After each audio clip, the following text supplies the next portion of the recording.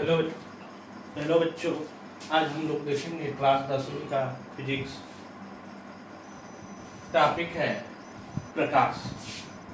प्रकाश इसको जानने से पहले जान जाते हैं प्रकाशिकी क्या है। प्रकाशिकी भौतिक विज्ञान की वह शाखा है जिसमें प्रकाश के बारे में हम लोग अध्ययन करते हैं। इसको दो भागों में बांटा जाता है, एक किरण प्रकाश की, एक तरंग प्रकाश की।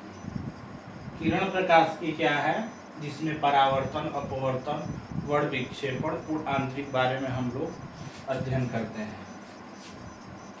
और तरंग प्रकाश की में व्यतिकरण, ध्रुवण और विवर्तन के बारे में हम लोग अध्ययन करते हैं। तो हम लोग देखते हैं प्रकाश है क्या। तो हम लोग क्लास 10वीं में केवल किरण प्रकाश की के ही बारे में अध्ययन करेंगे। क्लास 12वीं में किरण प्रकाश की और तरंग प्रकाश की दोनों के बारे में हम लोग अध्ययन करेंगे। यहाँ पे क्लास 10वीं में केवल हम लोग किरण प्रकाश की का अध्ययन करेंगे, यानी परावर्तन, अपवर्तन, पूर्ण आंतरिक परावर्तन, वर्ण विक्षेपण, इसी के बारे में हम लोग अध्ययन करेंगे। हम लोग देखते हैं कि प्रकाश है क्या। प्रकाश एक प्रकार की ऊर्जा है जो हमारे दृष्टि ज्ञान को जागृत करती है या हमें वस्तुओं को देखने में सहायता प्रदान करती है। इसी परिभाषा को हम आधुनिक भौतिकी के अनुसार कह सकते हैं कि प्रकाश एक प्रकार की ऊर्जा है जो फोटॉनों के छोटे छोटे बंडलों के रूप में हमें प्राप्त होती है। या ऐसे कहेंगे कि प्रकाश एक प्रकार की ऊर्जा है जो ऊर्जा के छोटे छोटे बंडलों के रूप में हमें प्राप्त होती है। एक ऊर्जा के पैकेट को फोटान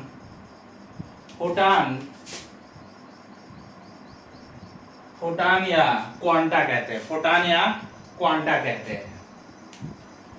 एक फोटान की ऊर्जा होती है या एक क्वांटा की ऊर्जा E होती है h × न्यू, जहां h प्लांक नियतांक होता है और न्यू प्रकाश की आवृत्ति होती है। h का मान, प्लांक नियतांक का मान होता है 6.64 × 10⁻⁻34।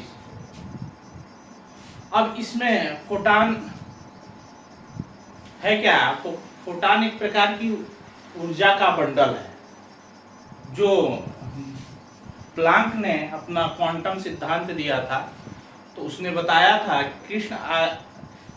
आदर्श कृष्णिका जब ऊर्जा का अवशोषण या उत्सर्जन करती है तो ऊर्जा के छोटे छोटे बंडलों के रूप में करती है, जिसे फोटान या क्वांटा कहते हैं।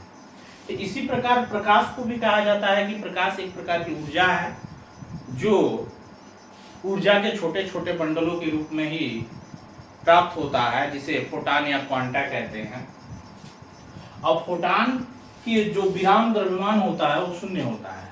फोटान का विराम द्रव्यमान शून्य होता है क्योंकि एक सूत्र होता है, आइंस्टीन ने दिया था, m = m0/√1 - v² जहां v क्या है, m क्या है, गतिशील द्रव्यमान है। जब किसी पिंड को फेंका जाता है तो उसके द्रव्यमान में परिवर्तन होता है।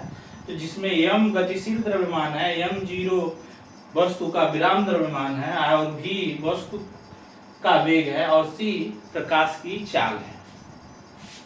तो इसमें देखा जाए m0, यदि फोटान का विराम द्रव्यमान m0 देखा जाए तो m0 = m × (1 - v²/c²) वस्तु है क्या, वस्तु मान लेते हैं फोटान है। तो फोटान प्रकाश के रूप में चलता है। तो प्रकाश की चाल कितना होती है, c होती है। यानी v = c, तो c²/c², c से c कैंसिल हो जाएगा। तो m × (1 से 1 कैंसिल हो जाएगा, यानी m × 0 आ जाएगा पूरा 0। m0 का मान कितना आ गया, 0, जहाँ m0 फोटान का विराम द्रव्यमान है, अर्थात फोटान का विराम द्रव्यमान शून्य होता है। अब हम यहाँ पे देखेंगे प्रकाश के आधार पे वस्तुएं कितने प्रकार की होती हैं। इसको देखेंगे कि प्रकाश के आधार पे वस्तुएं कितने प्रकार की होती हैं। तो प्रकाश के आधार पे वस्तुएं दो प्रकार की होती हैं, मुख्यतः दो प्रकार की होती हैं। कौन कौन दीप्त वस्तु, यहाँ पे आपके लिए दो ही प्रकार हम बताएंगे, कौन कौन, दीप्त वस्तु और अदीप्त वस्तु। या दीप्त वस्तु को प्रदीप्त वस्तु भी बोल सकते हैं। तो दीप्त वस्तु है क्या, ऐसी वस्तु जो स्वयं की प्रकाश उत्पन्न करती है, उसे दीप्त वस्तु कहते हैं। क्या कहते हैं, दीप्त वस्तु।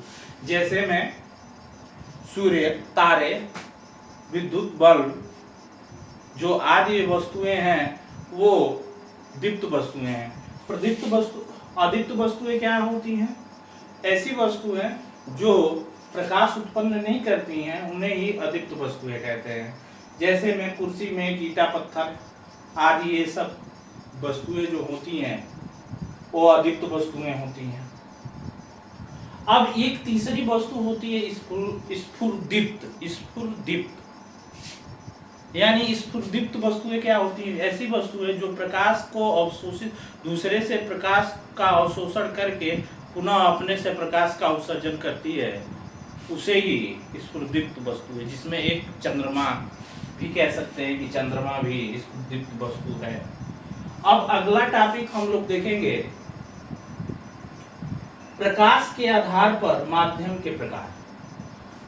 तो माध्यम तीन, प्रकाश के आधार पर माध्यम तीन प्रकार के होते हैं। एक पारदर्शी माध्यम होता है, अपारदर्शी माध्यम होता है, तीसरा पराभासी माध्यम होता है।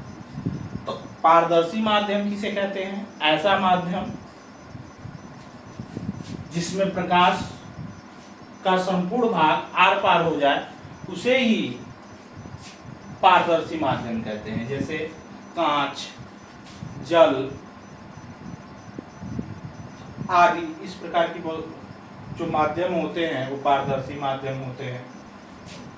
अपारदर्शी माध्यम कौन होता है, ऐसा माध्यम जिससे प्रकाश आर पार नहीं हो सकता है, उसे ही अपारदर्शी माध्यम कहते हैं। जैसे में ईटा पत्थर, कुर्सी में आदि वस्तुएं जो होती हैं अपारदर्शी वस्तुएं होती हैं। अब पराभासी वस्तुएं कौन सी होती हैं, ऐसी वस्तुएं जिसमें प्रकाश का संपूर्ण भाग तो आर पार नहीं, जिससे प्रकाश का संपूर्ण भाग आर पार नहीं जाता है, प्रकाश का कुछ ही भाग आर पार जाता है, उसे ही पराभासी माध्यम कहते हैं। तो पराभासी माध्यम कौन कौन होते हैं, तो जैसे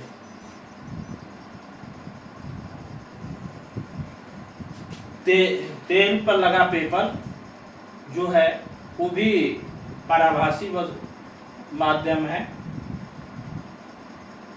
और जो ग्राउंड ग्लास होता है वो भी पराभासी माध्यम है। तो इस प्रकार की जो वस्तुएं हैं वो पराभासी वस्तुएं कहलाती हैं। अब प्रकाश के गुणधर्म के बारे में जानते हैं कि प्रकाश के गुणधर्म क्या हैं। तो प्रकाश के निम्नलिखित गुणधर्म हैं। प्रकाश विद्युत चुंबकीय तरंगों के रूप में चलती है। प्रकाश निर्वात में 3×10⁸ मीटर प्रति सेकेंड की चाल से चलती है। और प्रकाश में परावर्तन, अपवर्तन, वर्ण विक्षेपण, पूर्ण आंतरिक, ध्रुवण, व्यतिकरण, विवर्तन की घटना भी पाई जाती है। तो ये मुख्यतः गुणधर्म है। प्रकाश के क्या है, गुणधर्म है। तो इस टॉपिक को हम यहीं पे रोकते हैं और शेष अगले दिन से हम लोग क्लास 10th के फिजिक्स को हम लोग संपूर्ण रूप से देखेंगे। वैसे 12वीं की भी फिजिक्स 1-2 दिन में हम स्टार्ट करेंगे। अभी 2-3 दिन केवल क्लास 10th की ही फिजिक्स चलेगी। और ये यूपी बोर्ड संबंधित सिलेबस ही है। यूपी बोर्ड में अच्छे अंक प्राप्त करना हो तो आप चैनल को सब्सक्राइब करें और वीडियो को लाइक भी करें। इस टॉपिक को हम यहीं पे रोकते हैं और शेष अगले दिन।